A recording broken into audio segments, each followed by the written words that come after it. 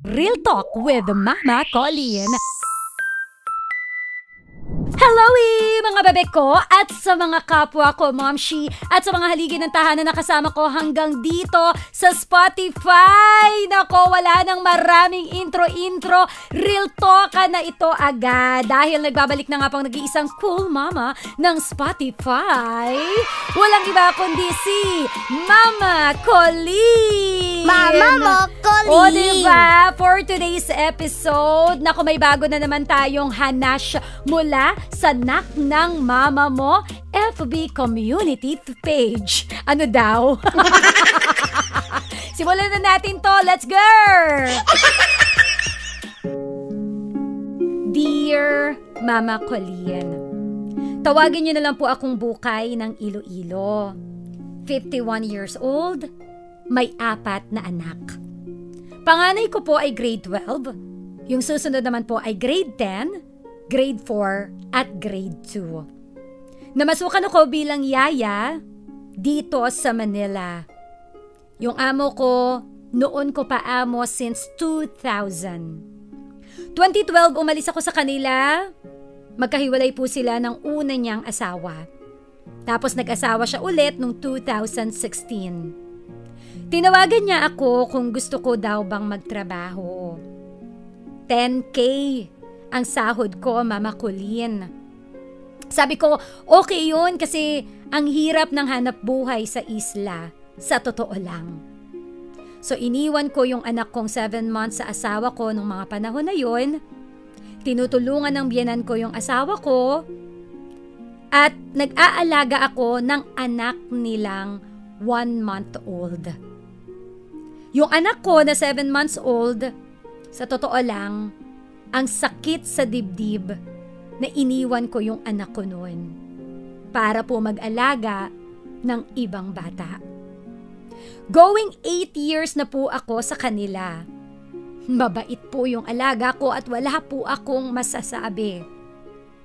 Pero ngayon, super laki ng problema ko, Mama Colleen, at ang sama rin po ng loob ko sa kanila. Umutang ako ng pera para sa paggawa ng bahay at paggawa ng sasakyang dagat. Lahat po yun binayaran ko, wala akong tinakasan. Sobrang nakakapagod sa katawan ng trabaho ko dahil kung tutuusin po, akin lahat ng mga gawaing bahay. Pag-aasikaso ng bata, magluluto, maglalaba. Tapos mayroon silang 5 unit. Ako po lahat naglilinis. Sa totoo lang, dumating na ako sa punto na gusto ko nang umalis. Dahil pagod na po ako. Gusto ko kunin ko agad yung sahod ko sa 4 na unit for 3 years. Pero tama ba yun? Na isumbat sa akin lahat na tulong nila na ibinigay nila sa akin? Na kung tutuusin, Mama Colleen, pinagpaguran ko yun. Wala nga po kahit isang benefits na binigay. Ang masama pa nga po, ni wala akong 13th month pay. Yun lang po yung inaasahan ko last Christmas at New Year na sana mapadala ko sa amin. Sabi niya, hindi naman lahat nagbibigay. Mama Colleen, ano po ang gagawin ko? Muli, ako po si Bukay, 51 years old, ng Iloilo. Well, Bukay, alam mo, naiintindihan ko yung sama ng loob mo. Pwede bang ipakilala mo yung amo mo sa akin ng matisod ko? Matisod ko? Baka mas mayaman pa yung amo mo sa akin. Kasi may 5 units, sana well. Pero seryoso, bebe ko, sa mga bebe ko na nakikinig ngayon, anong masasabi ninyo? Comment down below. O kaya naman po, pwede kayong pumunta ngayon sa Facebook account namin at Real Talk with Mama Colleen. Mag-comment ka ng hanash mo, anong masasabi mo sa pinagdaanan ni Bukay ng Iloilo. Walang tanong mo lang sa akin, no? you are already 51 years old. Matagal ka nang nanunungkulan or naninilbihan. Nanunungkulan talaga? Ano to? Politiko? Nanunungkulan? Hindi, matagal ka nang naninilbihan sa kanila and ikaw na ang nagsabi na gusto mo nang umalis. Ano ba ang dapat mong gawin? Well, clearly, umalis ka na. Pinag-iisipan pa ba yan? Kung yun yung nararamdaman mo at marami ka ng hanash sa kanila, alisan mo na yan. Ngayon, kung meron kang sama ng loob, kasi para bang after all these years ng pinagsamahan ninyo, after all these years ng paninilbihan mo, parang wala silang utang na loob sa'yo kahit konti, edi, again, alisan mo na at deadma ka na lang sa sasabihin nila. Ngayon, ang problema natin dito, yung wala kang 13th month pay, yung wala kang other benefits, yan, pwede mo yang ireklamo kung tutuusin. Pwede mo silang ireklamo sa DOLE kasi hindi po tama na wala kang benefits sa kanila at hindi rin po tama na wala kang 13th month pay. Kasi po nasa batas yan na dapat po may 13th month pay. Although hindi ko masyadong sigurado yung sa mga kasambahay. Pero ako kasi nagbibigay ako ng 13th month pay. Oo.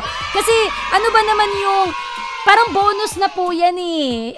Ako, naniniwala ako, I really appreciate yung mga katulad po ninyo, yung mga naninilbihan, yung nangangamo. Nangangamo ba yun? Tama ba yung term ko? Basta yung mga kasama natin sa bahay, yung mga kasambahay natin, yung mga katuwang natin, yung mga extra arm natin para magawa natin yung mga kailangan natin gawin sa buhay. Alam nyo, malaki po yung tiwala, ano bang tamang term dito? Malaki po yung respeto. Yun! Malaki po yung respeto ko sa inyo. Kasi kung tutuusin, ako bilang meron din po akong kasama sa bahay, nakatuwang ko sa lahat ng ginagawa ko sa buhay. Alam niyo naman sa dami ng ganap ng mama nyo. Kailangan ko talaga ng extra arm. Alam nyo, kahit sabihin natin na binabayaran ko siya, pinapasweldo ko siya, pero yung grabe po, hindi matatapatan ng pera yung serbisyo niya sa akin. Hindi matatapatan ng pera yung extra big help na naitutulong niya sa akin. Kumbaga yung respeto ko sa kanya sobra-sobra at kahit magkano yung ibigay ko sa kanya, alam mo yun, talagang iba po hindi po matatapatan yun. So, naiintindihan ko yung frustrations mo na parang dapat ganun din yung amo mo sa'yo kasi grabe, di ba, pinagpalit mo nga nung araw yung pag-aalaga ng ibang bata kaysa alagaan mo yung sarili mong anak. Napakahirap po at napakalaking sakripisyo nun. So, yun na lang yung tingnan sana ng amo mo, hindi pa niya makita. Kaya I feel you, I get you kung saan ka nang gagaling. So, again, kung gusto mo na talagang umalis, umalis ka. Pwede mong takpan yung tenga mo sa mga panunumbat nila sa'yo. Pwede mong ipagpasa Diyos na lang at ipag-pray mo na sana hipuin yung puso nila na ma-realize nila na may mali silang mga nabitawang salita. And then, exit ka na lang. Pero kung halimbawa, legality-wise, gusto mong habulin, yung dapat mong habulin, especially the 13th month pay, again, pwede kang magreklamo. But I just don't know po kung paano yung proseso, kung saan ba dapat pumunta. Pero isa lang yan, pwede kang sa barangay pumunta, pwede kang sa PAW office pumunta, sa Public Attorney's Office para humingi ng advice kung ano ba yung dapat gawin. But bottom line dito, Bukay ng Iloilo, kung hindi na siya maganda sa mental health mo, kung hindi na siya nakakaganda at nakakapangit na siya, pero mas pangit sila, alisan mo na yan. Ngayong 2024, alisin natin yung mga bagay na nagpapatoxic ng buhay natin, yung mga sitwasyon na nagpapatoxic ng buhay natin. We always have a choice. Huwag mo nang isipin masyado yung sasabihin nila, ano pa yung pwede nilang paninirang puri sa'yo. You know the truth and I believe that they also know the truth. Now, hayaan mong mag-set free yung truth. Diba? As for you, palayain mo yung sarili mo, mag-let go ka na kung ano man yung relationship mo with them. Kung hindi man nag-end ng maganda, ikaw na lang mismo ang tumuldok. You are already 51. Maybe it is time kaya nangyari ito kasi panahon na para mga anak mo naman ang tutukan mo, yung asawa mo naman ang bigyan mo ng pansin, and tama na yung mga panahon na nilbihan ka sa ibang tao. Siguro kaya rin to nangyari because sabi ni Lord, pamilya mo naman. 8 years is enough sa ibang tao, pamilya mo naman. Ako lagi kong tinitingnan talaga yung brighter side of everything. Kahit gaano ka-dark yung mga nangyayari sa buhay natin, there is always brighter side, may reason behind everything. So, yun na lang yung tingnan natin. Huwag ka na masyadong ma-stress. Kasi the more naiisipin mo, ano yung sasabihin nila, baka mamaya siraan nila ako sa ibang tao. Dead ma!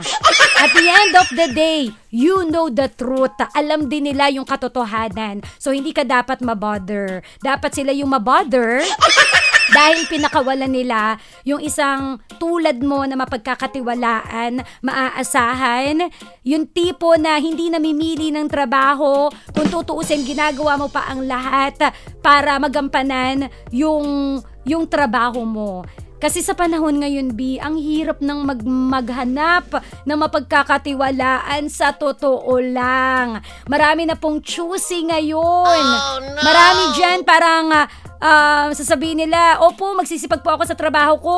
Makalipas ang isang buwan, nag-day off, hindi na bumalik pa. Oh, diba? No. Kaya ako, paalala ko lamang po, kapag ka nakahanap ka ng isang tao na pagkakatiwalaan, alagaan mo yan. Kasi very rare na lang po yung mga ganyang klase ng tao.